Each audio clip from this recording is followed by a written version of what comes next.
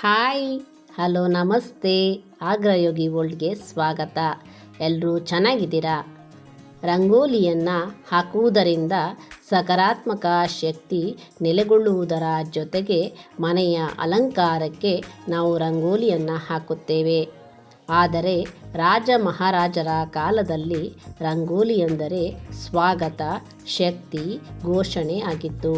ರಾಜರ ಅರಮನೆಗೆ ಅತಿಥಿಗಳು ಬಂದಾಗ, ಹಬ್ಬಗಳಲ್ಲಿ, ಯುದ್ಧ ಗೆದ್ದು ಬಂದಾಗ ದೊಡ್ಡ ದೊಡ್ಡ ರಂಗೋಲಿಗಳನ್ನು ಹಾಕುತ್ತಿದ್ದರು. ಈ ಮನೆಗೆ ಶುಭವಾಗಿದೆ ಅಂತ ತೋರಿಸುವ ಸಂಕೇತ ಅದು. ಅಂದರೆ ಒಂದು ಕಾಲದಲ್ಲಿ ರಂಗೋಲಿ ಮಾತನಾಡುವ ಕಲೆಯೂ ಆಗಿತ್ತು. ಈ ರಂಗೋಲಿ ನಿಮಗೆ ಇಷ್ಟವಾಗಿದ್ದರೆ ಲೈಕ್ ಕೊಡಿ, ಕಮೆಂಟ್ ಮಾಡಿ, ಶೇರ್ ಮಾಡಿ. ನೀವು ಹೊಸಬರಾಗಿದ್ದಲ್ಲಿ ಹೆಚ್ಚಿನ ರಂಗೋಲಿ ವಿಡಿಯೋಗಾಗಿ ಚಾನಲ್ ಸಬ್ಸ್ಕ್ರೈಬ್ ಮಾಡಿ, ಬೆಲ್ ಐಕಾನ್ ಒತ್ತಿ.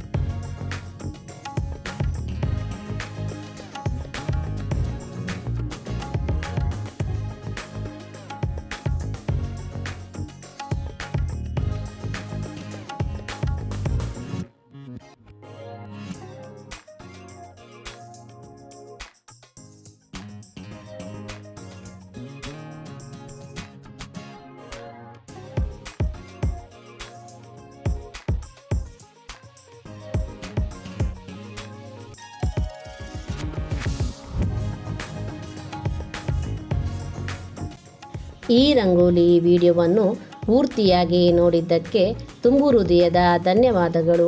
ಮತ್ತೊಂದು ಹೊಸ ರಂಗೋಲಿ ವಿಡಿಯೋದೊಂದಿಗೆ ಮತ್ತೆ ಭೇಟಿಯಾಗೋಣ. ನಮಸ್ಕಾರ. Audio Jungle.